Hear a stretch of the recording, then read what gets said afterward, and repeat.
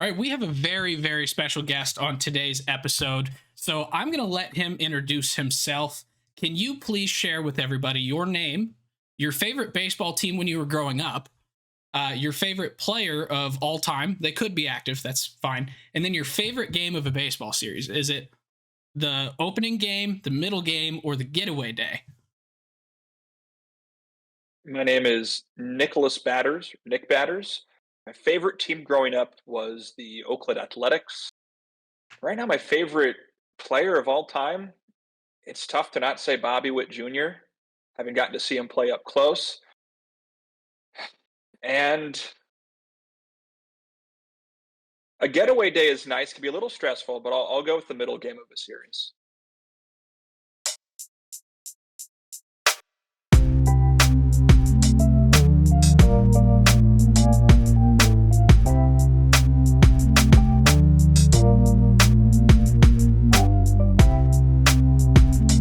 Hello and welcome back to Getaway Day. As always, I am Mason. On the far side is Gautam, and today we have Nick Batters, the play-by-play guy for the Omaha Storm Chasers in AAA. So they are the Royals AAA affiliate, and he was gracious enough to come on and talk with Gautam and I today. So thank you very much, Nick, and welcome on the pod. Guys, I really appreciate you having me. So, Nick, you are astounding to me. I've been reading through your resume here and just kind of looking at everything you've done so far, and I'm absolutely amazed here because there's no way you're older than me. Like I just turned 28 yesterday. You've got to be younger than me, right? Yeah, I'm 25. 25. So just for those of you who don't know, uh, Nick went to the Walter Cronkite School of Journalism and Mass Communication, Arizona State, and then has been providing play-by-play seemingly everywhere. Um, so you want to kind of give us just a quick rundown of just some of the stops you've made? Sure, can I do it? And I appreciate the kind words. It's been a whirlwind of a few years to get to this point, but you're right. I started at the Cronkite School at ASU. I broadcast a little bit of everything at Arizona State. I mean, the first thing I called was track and field, which is surprisingly, I shouldn't say surprisingly, it's difficult to broadcast track and field, especially when you haven't done play by play before. But I started there. I got reps with baseball, softball, hockey, soccer, everything in between. And then I got my first stop in professional baseball in what is a now defunct independent league. It was the Pacific Association. I was the voice of the Sonoma Stompers for the summer of 2018. So that was the summer between my sophomore and junior years of college. And then I went back to school for my junior year. I was planning to go back to Sonoma, but an opportunity popped up to go work in affiliated minor league baseball. And the summer of 2019, I was the voice of the Elizabethton Twins in the Appalachian League. Again, a minor league that doesn't exist, at least in the form that it was then. The Appalachian League is now Collegiate Summer League, but that was 68 games in 72 days as a Minnesota Twins rookie affiliate. Just a fantastic opportunity. While I was out there, I discovered an internship in Australia, working for the Australian Baseball League's Melbourne Aces. So I hadn't yet finished school, but I changed my degree so that I could go work overseas. Finished my degree at ASU online. I ended up working 2 seasons in Australia, the 1920 and then 2021 seasons. While I was out there, I made some connections in the Royals organization that helped get me to Northwest Arkansas, where I spent 2 years, 2021 and 2022, as the voice of the Northwest Arkansas Naturals, Kansas City's AA affiliate in the Texas League. And then again, connections I made those couple of years in Arkansas helped land me to Omaha, where I am now. I was fortunate this past year to call some major league games for the Kansas City Royals on radio, and now 2024 will be my eighth season calling professional baseball games. Wow, that's amazing. That's so cool to hear that whole Thank you. progression and everything you've done so far. I wanted to go back to the beginning, and you were talking about Yeah. doing all kinds of sports when you were in college. Do you think that doing like track and field play by play has helped you, and all the other sports you do? Does that help you be a better baseball broadcaster? I think it does. It's interesting because the track and field meets that I did were really really tough in that it was basically all of the Pac-12 schools and all of the Big 12 schools. So that's what 20, 30 schools, male and female athletes. So there was a ton of prep involved. Granted, not a lot of it gets used in that sense, but all of the different sports kind of has different, in a sense, broadcasted muscle groups, right? Like if I'm calling hockey, it's really fast paced. You have to stay on the puck, and there isn't a lot of time to tell stories. Then soccer, you have more time to tell stories, but you still have to keep up on the ball. Um, Softball is a faster paced version of baseball, where there's still time to tell stories, but the action's happening a little quicker. Everything uses different broadcasting muscles that in the end make me a better broadcaster, but that does tie back to baseball too. So I imagine with those uh, track and field meets, like you basically have to have a binder of like all of the at least the top competitors in each event, and then basically have little tidbits about everybody. Is that kind of how that works? Pretty much, yeah. There got to a point with my prep. I made sure to focus on maybe the top couple of athletes from each team, each event, maybe. Uh, a lot of it, honestly, and this I still do this today. If I don't have time to prep for everyone, uh, most schools, and this is more so true at the college level, but the bigger schools have great bios online, and I've kind of gotten to a point where I'll prep as much as I can, but if I need to, I can go to a school's website, look up their roster really quick, and I'll have my computer with me always, so I can kind of reference their bio online if I need to in a pinch. Doesn't help feeling prepared, but in the moment, if you need to, I know in the end I don't have to have everything on everyone. Yeah, and I don't think anyone would ever expect you to, because that's a lot. I mean, even with just like well, now doing baseball, it's like you have your for the series you called in Toronto, you have the 26-man active roster, and that's really all you have to prep for, and then the 26 man for the other team as well, right?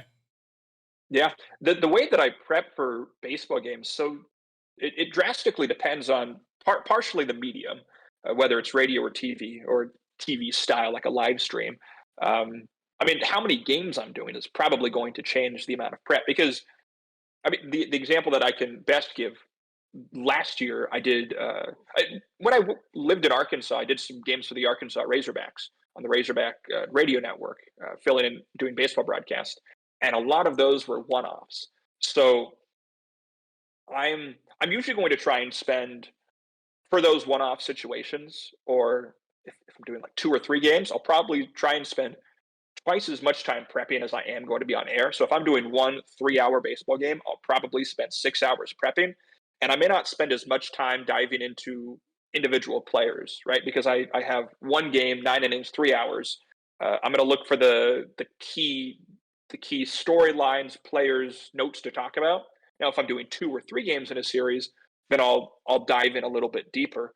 The tough part with a full baseball season is that because my job has so many other elements to it, I can't necessarily prep as much as I'd want to for the opposing team. But that was something that I enjoyed in Toronto. I actually had the chance to dive into learning more about the other team.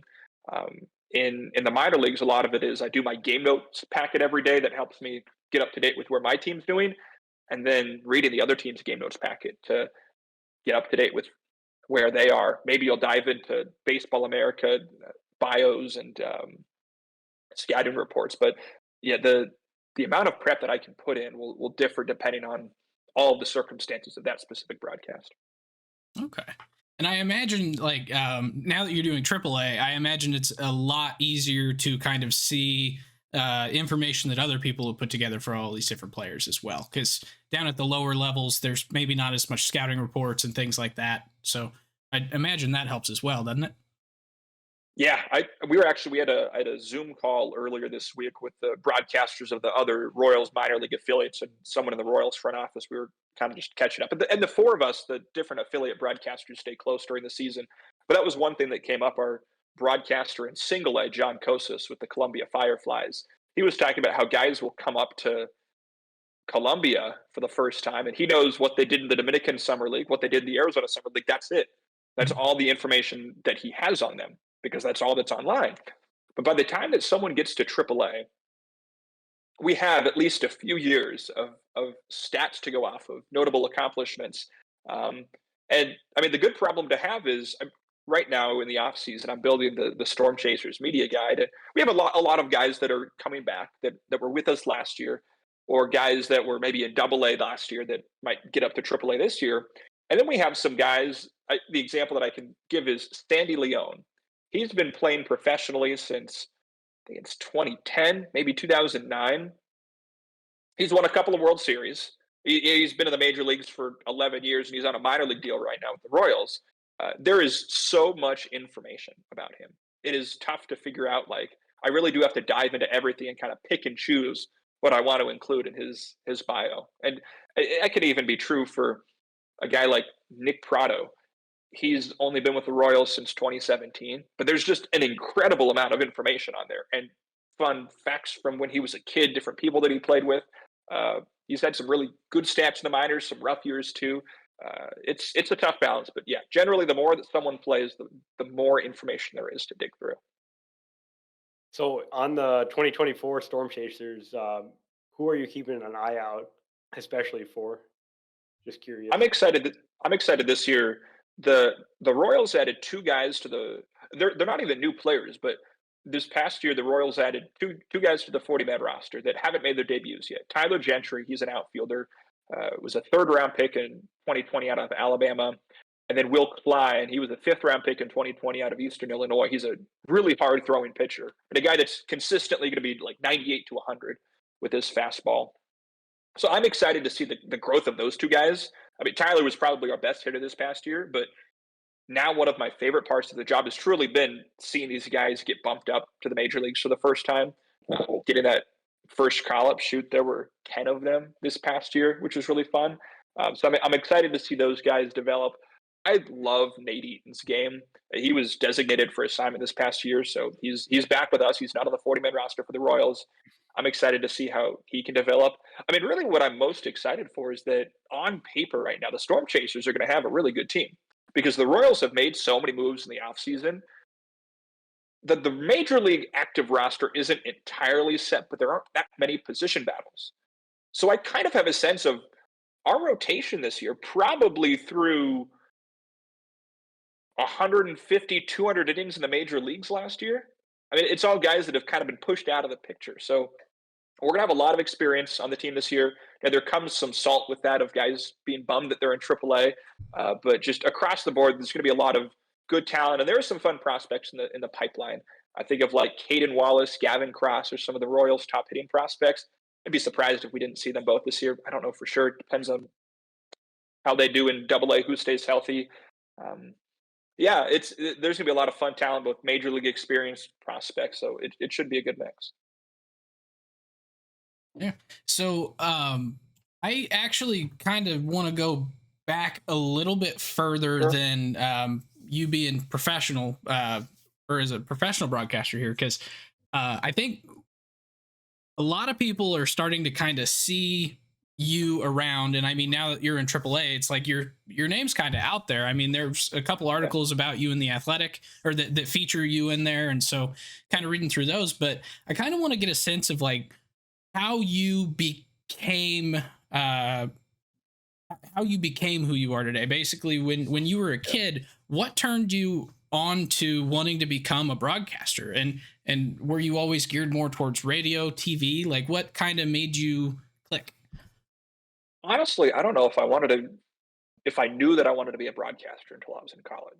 Because growing up, I probably started watching baseball when I was 5, 6 years old. It was like 2004, 2005. And I was obsessed with baseball. And that's probably true through high school to where I am now. I loved baseball more than anything else as a kid. I had both my grandparents were or both my grandfathers were huge baseball fans. My dad's from Omaha, actually. My mom's from the Boston area. I had Royals fans, Red Sox fans in the family, but we lived out in the Bay Area, kind of close to Oakland, like 30 minutes away. So the A's became my team, and I love baseball. I wanted to play. I was terrible. Oh my goodness! Like I was that kid that was they stuck in right field just because the least amount of balls would get hit to me. The pop up would be hit. I'd lose it to the lights and drop it. It was rough. I had maybe one good year in 7 or 8 years of playing. So Once I got to high school, I kind of realized that okay, maybe this playing thing isn't going to work out. But I knew I loved baseball and I wanted to stay working in it. At the time, MLB.com, and I think they still have it. They had a blogging kind of program where you could write a blog that had the MLB blogs URL, and you could have the team branding on it.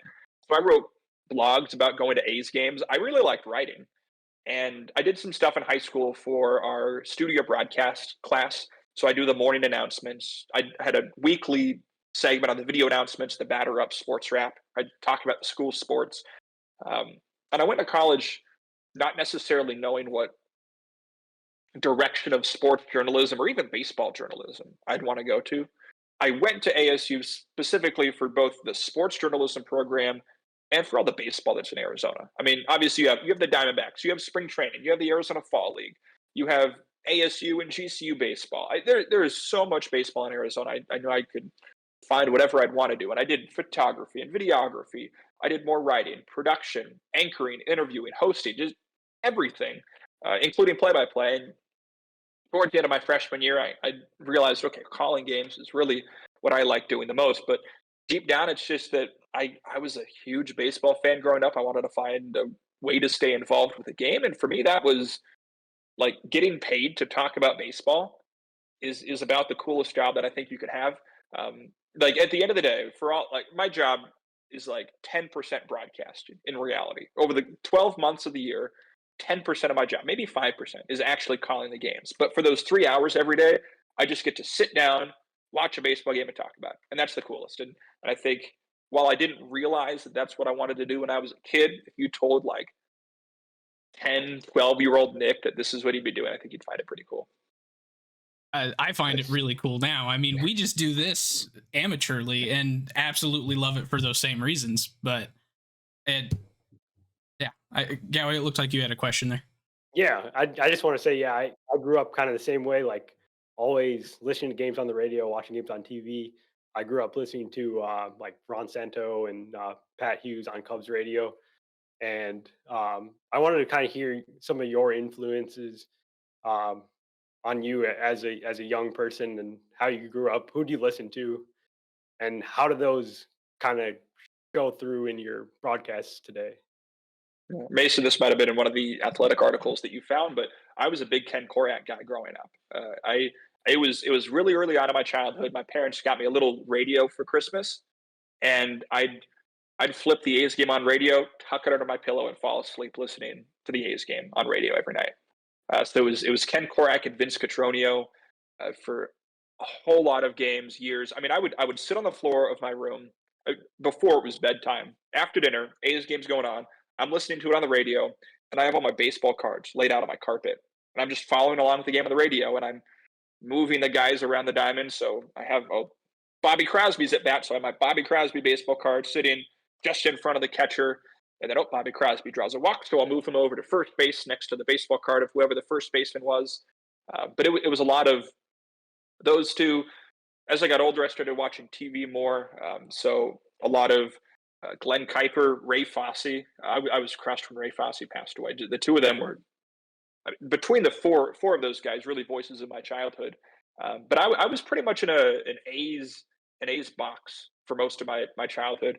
I didn't really get to appreciate how good the Giants broadcast team was until I got older.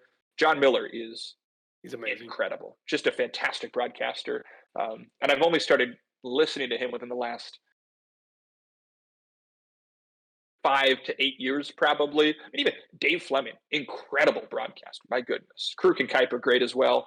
Um, so yeah, the A's guys are my biggest influence now. I mean, 95% of the baseball I'm watching is the Royals. So that's Ryan Lefevre on TV. Jake Eisenberg, I replaced in Omaha. He now does radio and TV. One of my best friends out there.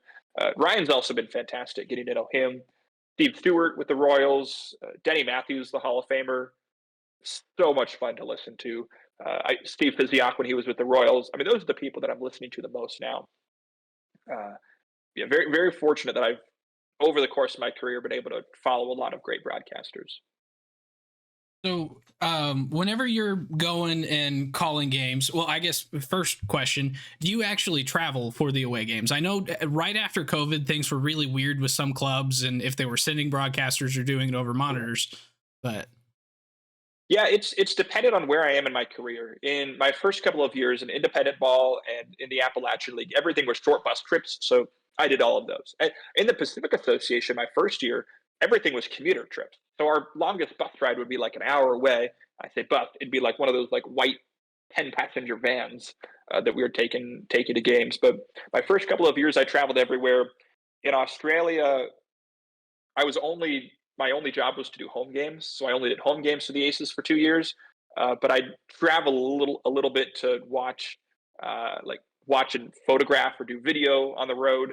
I did some national telecast league for the national telecast work for the league as well. Then I got out to the Texas League and the Naturals. My first year, I was doing home games only, but again, a lot of the Texas League is pretty drivable.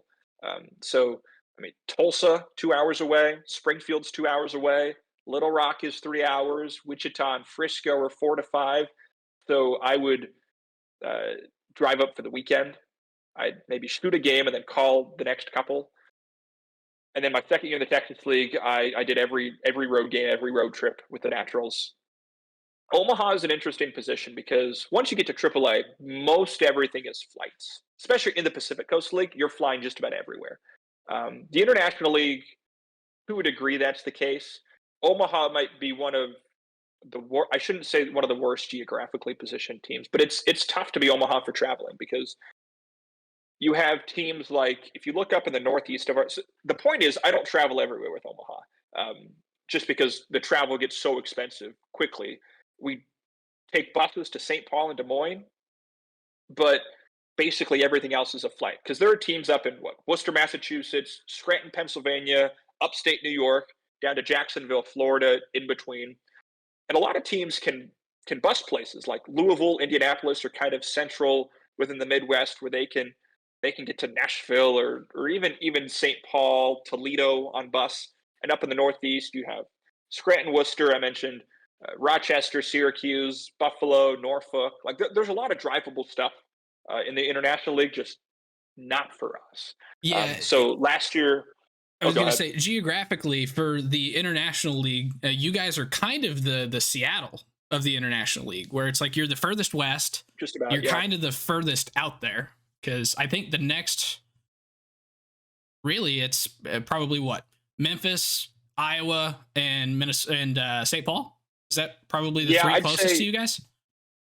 yeah. It definitely the closest are Des Moines and St. Paul. The Iowa Cubs have it pretty rough too. They might be able to bust to a couple of more places, but part of the tricky part is that there aren't a lot of direct flights out of Omaha. Basically, everything we do is connecting through Chicago Midway or through St. Louis, or even like we connect through Atlanta a couple of times, Charlotte. Um, like we have to fly through, we fly from Omaha to Atlanta to get to Nashville because the flights from Omaha to Nashville are seasonal. Um, I know Iowa probably is connecting through St. Louis a lot. St. Paul's all right. They have a lot of air travel, but there are a lot of direct flights from Minneapolis to St. Paul. I mean, even like I think of Columbus has a lot of flight options. The Gwinnett Stripers, they can go an hour to Atlanta, and you can fly anywhere from Atlanta nonstop. But it depends on the market. Omaha's tough though. There are no direct flights that we have this year. Everything is a connection, and gosh, 8 or 9 of our road trips this year are flights, so it's a lot of air miles. Dang. So, Do you have a favorite stop on the International League circuit? So far, I only went to 4 cities last year. I went to Des Moines and St. Paul, which are both fantastic. And if you have a chance to go to St. Paul Saints game, it is incredible. It is a small ballpark. It's maybe going to hold 9 or 10,000, but in the summer, every game is a sellout. They used to be an independent team, so there's still a very much indie ball vibe to the way that they operate and the entertainment aspect of the games. It's also a new and nice ballpark. Gwinnett was fun. Columbus was probably my favorite stop this past year. Columbus is to a degree a major league city, right? The ballpark for the Columbus Clippers is in between Nationwide Arena where the Blue Jackets play, and then I'm blanking on the name of the stadium. Is it Ticket Return Field, where the Columbus Crew of the MLS play? The baseball stadium smack in the middle, in a big city. They have a stadium that holds 10 to 12,000, and you're probably going to get 3 sellouts in a 6-game series, if not more. They have Dime a Dog on Tuesday, where it's 10-cent hot dogs, and that place is packed every single Tuesday. It's packed on the weekends. Just a fantastic location. That's a really cool ballpark. So whenever you're traveling to these places, do you find yourself, I'm guessing you probably end up networking with the broadcasters for the other teams, but do you find yourself going and listening to clips of them calling games and see how they do it? Yeah, sometimes it depends. I used to, for a lot of teams, do the social media. I don't really have a heavy hand in social media anymore with the Storm Chasers, but especially in Northwest Arkansas, I would I would be live tweeting every game while I'm broadcasting. And part of that, like when we're on the road, I'm cutting a highlight and I'm hearing whatever their call is.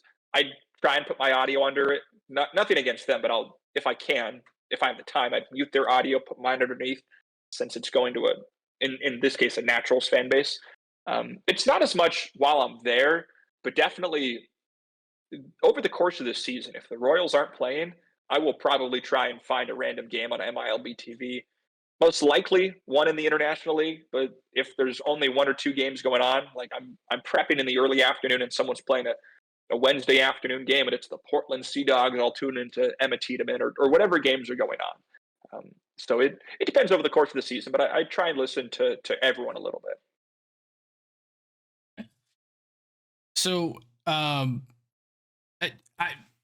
I would be remiss not to ask you. You got the opportunity to call a series up in Toronto this year for the Royals. Yep. What was that like? Is that different? Is it pretty much like how does it compare to calling AAA games?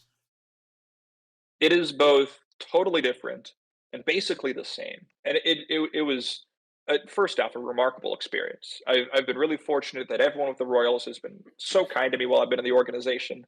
Um, I should note it is very unique, almost rare. Minor league broadcasters don't usually move up from one affiliate to another within the same major league organization. Usually, when minor league broadcasters move from one team to another, they're leaving their major league organization going to another. I don't know of many minor league broadcasters that have moved up the ladder within the same affiliate, especially AA to AAA, because the AAA jobs don't open that much. So I've been very fortunate in that sense. But just the fact that they asked me was incredible. It was about 6 weeks before, so I had enough time to prep. But again, the biggest, I shouldn't say issue, but one of the struggles in being in the minor leagues is that almost no broadcaster just calls games. There are some, and it's probably more common the higher up you get, but more broadcasters than not, either they're doing sales or they're doing media relations and PR. So again, the broadcast is a very small chunk of my day, and I don't actually have time to prep. And my typical day in the minor leagues, I have to do game notes. If there are roster moves, I have to be ready for that. I have to be ready to get a pregame interview, or if there are other pieces of social media content, whether it's our podcast or social media interviews. There are just so many different things that I have. If there's a flight list that I have to send off to the airline, I have to figure out who's flying with us on our next road trip. And then finally, I get to catch my breath and go on air. There are a lot of days where I'm filling in my scorebook as the pregame show commercials are rolling, just because I haven't had time to sit down and put the lineups in yet. But broadcasting Major League Baseball, it kind of felt like calling a game without ankle weights, if that makes sense. Like I realized that I had ankle weights on my entire career up to this point, because you wake up and I don't have to do game notes. I don't have to worry about a flight list. I don't have to write a press release or do this or do that. I can focus on getting ready for the game. I can enjoy my day in Toronto. I was able to walk 2 miles down the street from our hotel to the CN Tower, go up the CN Tower, and enjoy a morning and afternoon in Toronto, do some prep, go to the ballpark. I could fill the lineups into my scorebook. I'm also getting the lineups way further in advance. I mean, there's sometimes where you'll get lineups an hour or two before the game in the minor leagues, but I had them plenty in advance, so I could fill out my scorebook with both teams, stats, notes, nuggets, everything I need, My scorebook's totally complete, ready to go. I can walk around the ballpark a little bit, take everything in, go down and actually watch batting practice, which I maybe get to do once a week in the minor leagues, stand next to the cage and watch the guys hit. I'd get my pregame interview, but I don't have to edit it.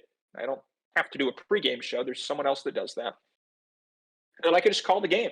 I don't have to worry about live tweeting. I don't have to think about the post-game recap that I'm going to write afterwards. I don't have to think about, oh, our manager's not going to like that scoring decision and I'm going to get yelled at after the game. There's so many things that I didn't have to think about and I could focus on broadcasting, and that was incredible. And it reinforced that that is where I want to get to, and that is still what I want to do long term, not have the other things to focus on. So that was really cool. And there were nerves the first day for sure. By the second day, it felt more normal, still kind of like a weird fever dream. And then by the third day, it's like riding a bike. It helped that so many of the players I know and I've called their games before. It was probably 2/3, 3/4 of the Royals roster I've had at some point in the last 3 years. And I think of the first day that I was there, I did the second and third, then the sixth and seventh innings every day. So I did 4 innings of each of the games, splitting them with Steve Stewart, going back and forth innings. And second inning went by really quickly my first day. And then the third inning came, and Dairon Blanco hit a home run down the left field line. And I was really nervous as the ball was in the air. And then the ball landed, and I went to my call, and I was like, wait, I've done this before. I've called 10 Dairon Blanco home runs before. And then Alec Marsh, who I went to college with, he gets on the mound for the Royals in the bottom of the third as their bulk pitcher that day. And I'm like, I've broadcast 30 games that Alec Marsh has started. Like I've done this all before, and so it definitely felt normal. But there was a part of it that felt different. It was a fun balance though. Well, Gautam and I both listened to your highlight reel that you have on your YouTube channel from that series, and you did fantastic at that. It was so good. Like when what was it? Vladdy was on second. There was a ball hit. I think it was to right field. He starts coming around to score, goes around third. His helmet flies off, and you're talking through that whole thing, and like you could close your eyes and see that play. And that is not the easiest thing to portray at all. And you killed it.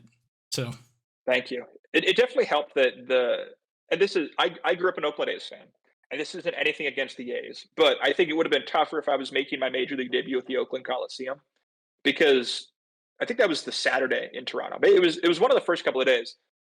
There were a lot of Blue Jays fans at the Rogers Center that weekend. I mean, there were 40,000 plus on Saturday, and there was an energy to it where I felt comfortable, because you could hear the buzz of the crowd the entire time. And even though I'm bummed that the Royals aren't playing well, they didn't really lead that much that weekend. It was loud. It was raucous. It was really, really cool, because that's a Blue Jays team that's in the thick of the playoff race. And there are stars on the other side, right? Like Vladimir Guerrero Jr., Bo Bichette are fantastic players. Jose Barrios had a great start that Sunday. He's fantastic. Kevin Gausman had an incredible season. So to have these big players and such a big crowd was different, but also comforting at the same time, because I was able to feed off that a little bit of just the natural excitement of the moment of the weekend. I wanted to ask kind of the difference between TV and radio, and if you have a preference for one over the other. And they're very, very different, and the way that I will prepare for them is different. I don't know if I have a favorite. I've done so much more radio than TV in my life. I want to do more TV style stuff. Radio is, like you mentioned, you're painting the picture, and you want someone to be able to close their eyes and imagine what's going on and be able to see it in their head. Like really, if you're on radio, the way that it was described to me, and I'll take this from Jake Eisenberg. If you're on radio, you almost want to be broadcasting to 3 different audiences. One of those is your best friend. This is generically speaking, not talking about individual people, but your best friend who knows baseball super well. Maybe your mom or sister that doesn't know baseball very well and is just listening because it's you. And then maybe a blind person who knows baseball but can't see. And so on radio, you're kind of having to cater to these different audiences of different levels of baseball. Maybe people who have watched before and haven't. most of them aren't watching the game as they're listening. So you have to get really descriptive. You don't want to have a lot of dead air. So there's more talking involved because people can't see what's going on. They don't know that there's a big crowd. They don't know that there's a sunset or that it's windy or that it's raining or that there's a shift. You have to tell them everything that's going on.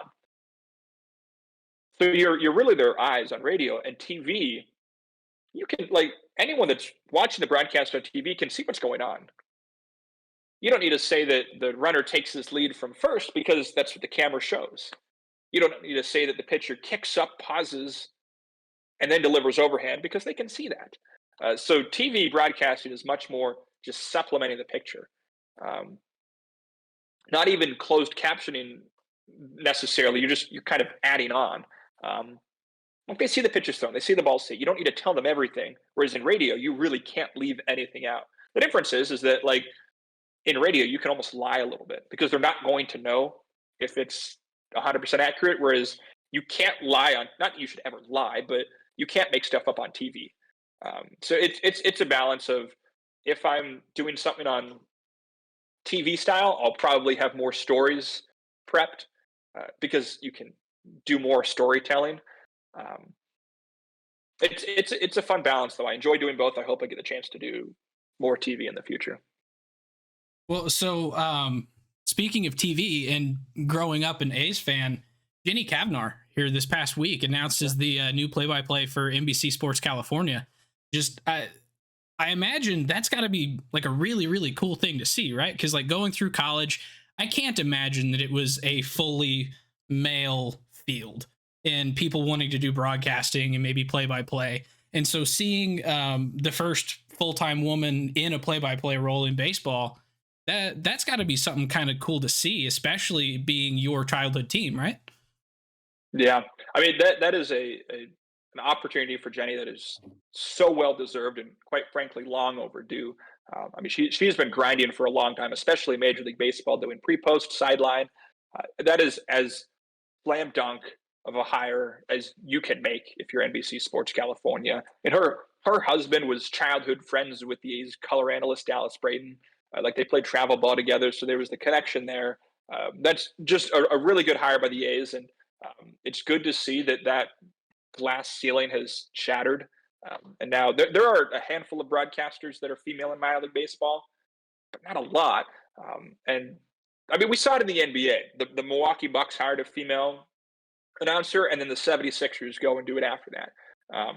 And I think we'll start to see that more and more. So you'd think now that the A's have hired Jenny Cavnar, then there's probably another major league team out there that's going to hire a female lead broadcaster, and then it's just one after another. So it's good to see that representation. Yeah, absolutely. And the other thing that I feel like I have to ask you with respect to the A's is with the relocation kind of thing going on. Yeah. As someone who's kind of from the Bay Area, what is the well, I know what the general feel is. I went to one of the reverse boycotts last year, but just like the day to day, like, what is the feel of just having that black cloud kind of over the city there?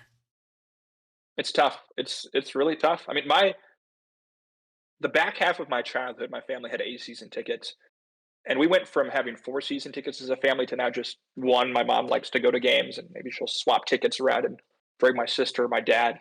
But the way that A's fans have been treated is tough. And I have, say all you want about the Coliseum, but I have a lot of sentimental attachment to that ballpark, and I love the city of Oakland. And my every apartment or dorm room that I had in college, I had a big city of Oakland flag hanging on the wall. I had that deep of a connection to the team and the city. So it's been really tough to see how everyone's been treated and how that whole process has unfolded. Part of it has also been seeing how the Royals have treated people. The fans, there hasn't been a great product on the field, but internally, I haven't met a bad person in the organization. Everyone's treated me so well. They've treated my family incredibly. When the Royals went to Oakland last year, the folks in the front office took care of field passes for my family so they could go watch batting practice. Just so many good people. It's kind of opened my eyes to what a major league franchise can operate like. So it's tough to see the way things have unfolded. truth be told, I think Las Vegas is far from a done deal. There's nothing concrete in place. If you were There's to tell me that the A's were sold and stay in Oakland, or that simply they stay in Oakland, um, I wouldn't be surprised if they end up in Las Vegas, but I also wouldn't be surprised if they didn't.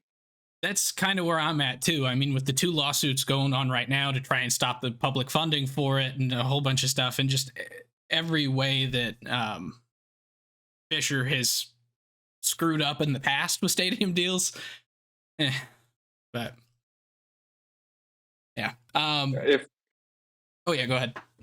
no, it's tough. I think there also has to come a point where Major League Baseball just gets tired and says enough is enough. And the commissioner, the owner, the other owners can step in. Um, I don't know if it's gotten to that point yet. I also don't think it's too far off. Yeah, I mean, it doesn't feel like it is too far off because it was at the point where they weren't going to get the revenue sharing money if there wasn't a stadium deal this year, and then they decided to give it to him anyway, even though it's still not a done deal. So Yeah, I'm and thinking things have within to the be next wrapped up year or soon. two. Otherwise, they're not gonna. I mean, if they don't have a bow tied around everything in the next year, the ballpark's not gonna be ready on time. And then you're looking at either a fourth year not playing at the Coliseum, or a fourth year extending that lease at the Coliseum. And at Well, that point, why didn't you just build a new ballpark in Oakland? and they're already looking at going to play in Sacramento. Well, Sacramento has a team that needs that field too. So it's like, how do you Yeah, balance that? And at some point, the other foot's going to drop. Something's got to happen. But I really wish it, or really hope it works out for Oakland. I went to a game there with my sister last summer, and it was awesome. It was the Bay Bridge series, so like a lot of people yeah, came over from San Francisco to see the game, but it was packed. Like that was just so cool to see, and I realize it's not usually packed right now with the product that they're putting out, but yeah. it was fun. So I hope it went to works some of out. those playoff games in the ALDS in 2012 and 2013. 2013 especially, because they took the tarps off the upper deck. That place was loud. A's had a couple of walk-offs in the playoffs those years. It was raucous. It was awesome. A's fans will show up if you give them a reason to show up. Um, Damn. yeah, lately there haven't been a lot of reasons to show up. I maybe I'll switch to something a little bit more positive now. Sure. Bobby Witt Jr. Massive contract extension. That's got to be cool, Yes. especially being in the organization there. What is the feel there after that is a done deal here? It's 7 years guaranteed, can go up to 14 years depending on options and things like that. But it, does it give like a rejuvenated sense of okay, it's close?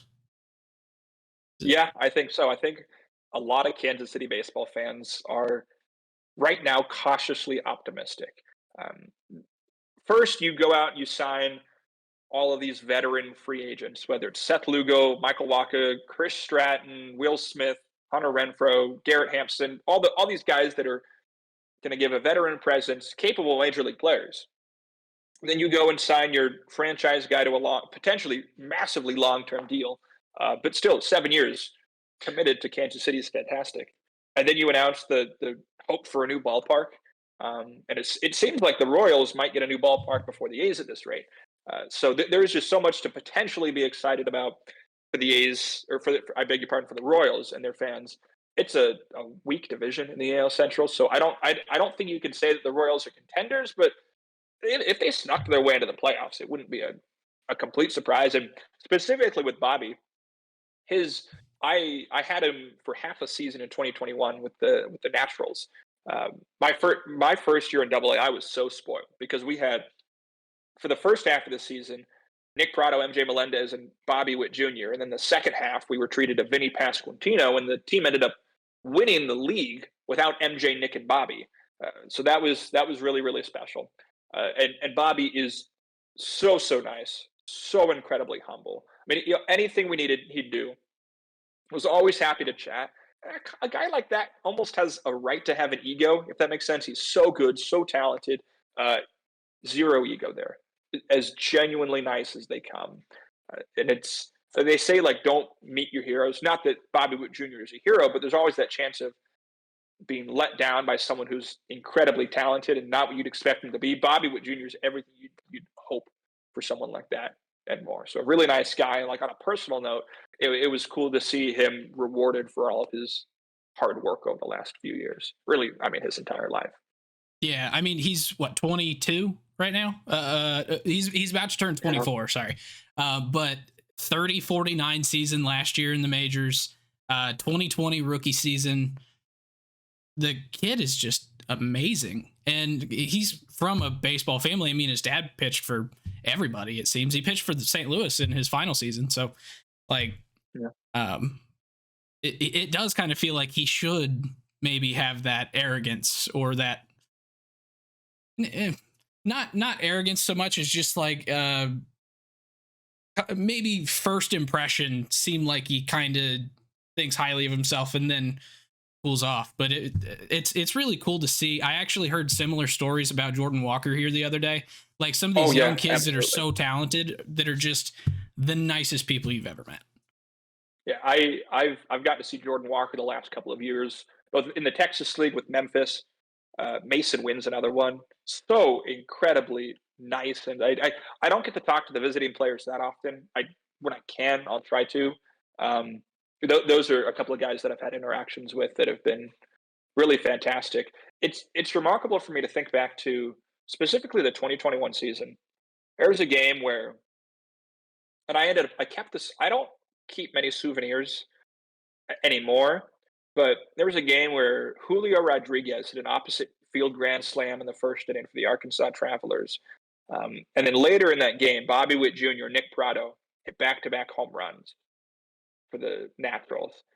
And Julio is another guy that I've heard nothing but great things about.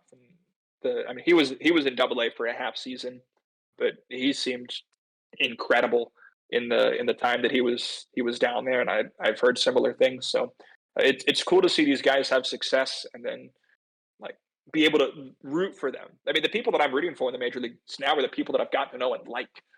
So it's fun when you can root for nice people.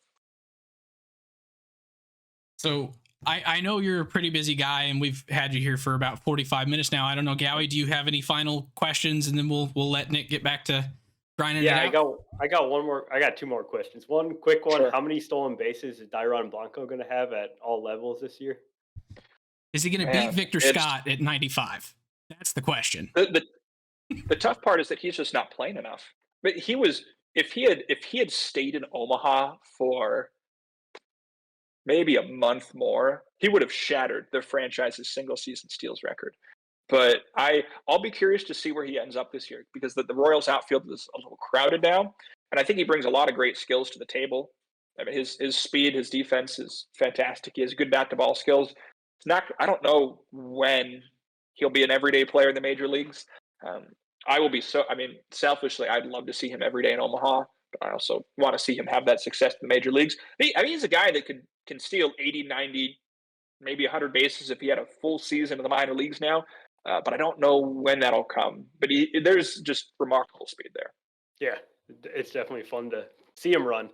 And then other question for you is, do you do anything special to take care of your voice during the season? You talk a lot. Yeah, part of it is that as I've done more of this, my vocal muscles have become stronger, so I don't have to do as much to maintain it. But yeah, I'm probably drinking tea with honey and lemon, not every day, but probably 3 times a week before games. Throat coat tea specifically. I have an electric kettle. I have one in my apartment, and then I have one in the radio booth. I don't always travel with it. Sometimes I will if I'm feeling a little bit hoarse. But yeah, I have an electric kettle that I have with me during the season to boil hot water to make tea. I'll always have tea bags and again lemon and honey in my office so that I can make tea if I need to. Sometimes I'll be sipping on it. Maybe I'll have it before the game. Maybe I'll have it during the game. I always have the Ricola lemon lozenges with me. I have a bag of those at all times. Chloroseptic spray. Like if things get really bad, I keep a bottle of chloroseptic spray with me that I use it more than you're supposed to. I mean, you're really supposed to do like 1 or 2 sprays an hour. I might use it a little more than that, but it'll just numb your throat and help you get through any throat pain over the course of a game. But it's gotten better as I've gone on, but you still have to take care of your throat and those muscles over the course of a year. Cool. Well, thank you very, very much. We know you've got quite a bit to do here with spring training starting, and the season is, I think we were talking earlier, about 40 days ish away. So yeah, we open March 29th this year, which is ridiculous, but I'm looking forward to it. Yeah, and you can get all of the minor league games on MILB.com and MILB TV, which I think is now part of MLB TV, isn't it? Yeah, they packaged it with MLB TV this past year. And they also, if you download the Bally Live app, you can watch minor league games for free. It's a really good app. Again, totally free. Bally Live. You can watch just about any minor league game. You can scroll through, and a lot of ways to follow along over the course of the year, both free and paid. Well, we look forward to listening to you this year, and maybe try and get out to Omaha and see if we could catch up out there. But thank you very, very much for joining us today. And thank you both for having me. Yep. Good luck, Nick. Thank you all for listening, and we will see you back here next week. If you enjoy the podcast, please subscribe on your favorite podcasting app or YouTube to make sure you don't miss any future episodes. Join the conversation on Facebook, Twitter, Instagram, and TikTok at Getaway Day Pod. If you enjoy card collecting, check out our sister YouTube channel at Getaway Day Cards.